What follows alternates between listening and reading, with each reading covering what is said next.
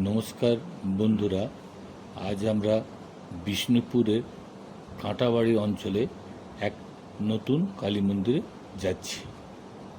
নতুন ঠিক না, এটা পুরনো কালী মন্দির, কিন্তু মন্দিরটা বানানো হয়েছে নতুন। ভদ্রকালী, এটা স্টেশনের ওই পারেতে যে নার্সিংহোম রয়েছে তার বাঁ দিকে যে রাস্তা চলে গেছে, কাঁটাবাড়ি বনকাটির কাছে এই মন্দিরটা উদ্বোধন হলো আজকে। আমরা সকলে বন্ধুবান্ধবরা চলে এসেছি। তো আমরা এখন বনকাটিতে চলে এসেছি। বনকাটির কালীমা মন্দিরের সামনে দাঁড়িয়ে আছি। পরিবেশ খুবই সুন্দর, চারদিকে শাল, সেগুন সব গাছ রয়েছে, বিশাল বিশাল গাছ, তারই মাঝে মন্দির, জঙ্গলের ভেতরেতে। খুবই ভালো লাগছে, পরিবেশ খুবই সুন্দর। পাশে রেল লাইন রয়েছে, বিষ্ণুপুরেরই কাছে, অথচ এত ভালো পরিবেশ, এসে মনটা ভরে গেল। আজকে আর কিছুক্ষণ পরেই যজ্ঞ হবে, তার প্রস্তুতি চলছে। এখন চণ্ডীপাঠ চলছে, শুনুন আপনারা চণ্ডীপাঠ।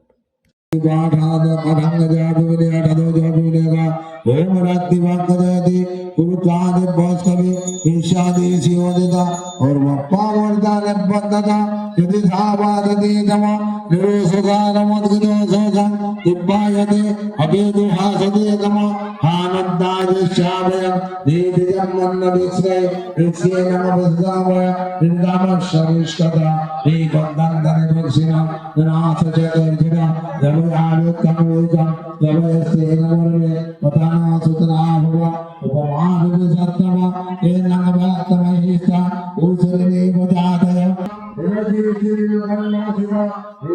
কালী মন্দিরের পাশেই একটি শিব মন্দিরও আছে। এই শিব মন্দিরটি কিছুদিন আগেই উদ্বোধন হয়েছে। এই শিব মন্দির পুজো হচ্ছে, পুরোহিত মশাই পুজো করছে। খুব সুন্দর শিবলিঙ্গ, এখন পুজো চলছে। আমরা এসেছি শিব মন্দিরটি দেখতে।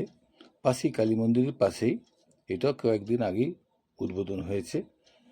একই পাশাপাশি, খুবই ভালো লাগছে। লোকজন এসে পুজো টুজো দেয়, মন্দিরেও আসে, মন্দিরও খুব সুন্দর। বিষ্ণুপুর থেকে কাছেই, একবার আসা যায়, আসলে মনটা ভরে যায়। খুবই ভালো জায়গা, পরিবেশ খুব সুন্দর। কয়েক ঘন্টা কাটিয়ে যেতে বেশ ভালোই লাগে। দুপুর 11টার সময় প্রতিদিন নিত্য পুজো হয়।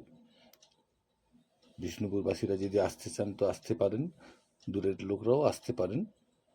বেশ ভালো লাগবে, কয়েক ঘন্টা কাটিয়ে যেতে বেশ ভালোই লাগবে। মন্দিরেতে এখন আমরা রয়েছি, চলছে চণ্ডীপাঠ।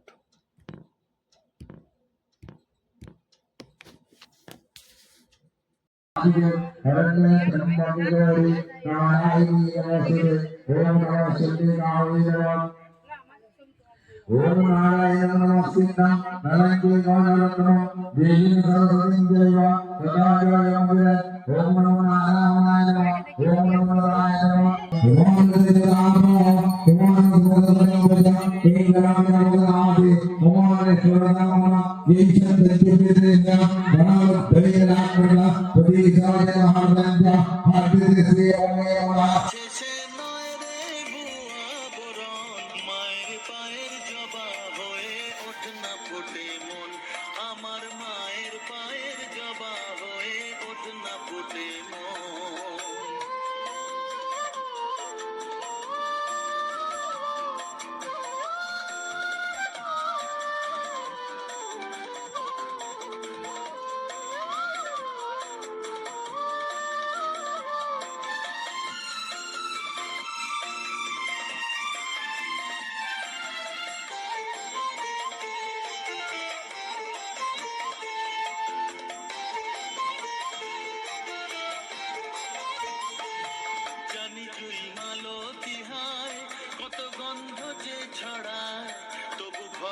ফেলে পরের কাছে নিজেরে বিলায় জানি চুই মালতি হায় ছড়ায় তবু ঘরের ফেলে পরের।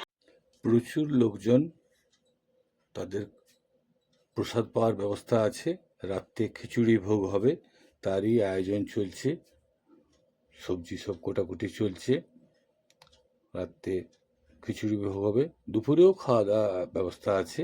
আমরা দুপুরেই খাওয়া দাওয়া করবো, রাত্রে আসবো না, সেই জন্য একটু পরে খাবো। এই দেখুন দুপুরের লোকজন খেতে বসেছে, খাচ্ছে। দুপুরেও প্রচুর গ্রামের লোকজন এসছে, তারা সব খাওয়া দাওয়া করছে। দুপুরে অন্নের ব্যবস্থা আছে, রাত্রে খিচুড়ি ভোগের ব্যবস্থা আছে। এখন আমরা দেখতে পাচ্ছি প্রচুর গ্রামের লোক খাওয়া দাওয়া করছে। এই দেখুন রাত্রের জন্য বাঁধাকপি সবজি বানানো হচ্ছে, বাঁধাকপি তৈরি হচ্ছে, এখানেতে পায়েস তৈরি হচ্ছে, পায়েস রাত্রের জন্য পায়েস তৈরি হচ্ছে। এই দেখুন খিচুড়ির ডাল ভেজে নেওয়া হচ্ছে, রাত্রে রান্নার ব্যবস্থা চলছে। রাত্রে অনেক লোক খাবে, আমরা খাওয়া দাওয়া করতে বসে গেছি। এই দেখুন আমার বন্ধু, তার স্ত্রী, এখানে বন্ধুর ছেলে এবং আমার স্ত্রী খেতে বসেছে। আমরা খাওয়া দাওয়া করছি। খাওয়া দাওয়া করে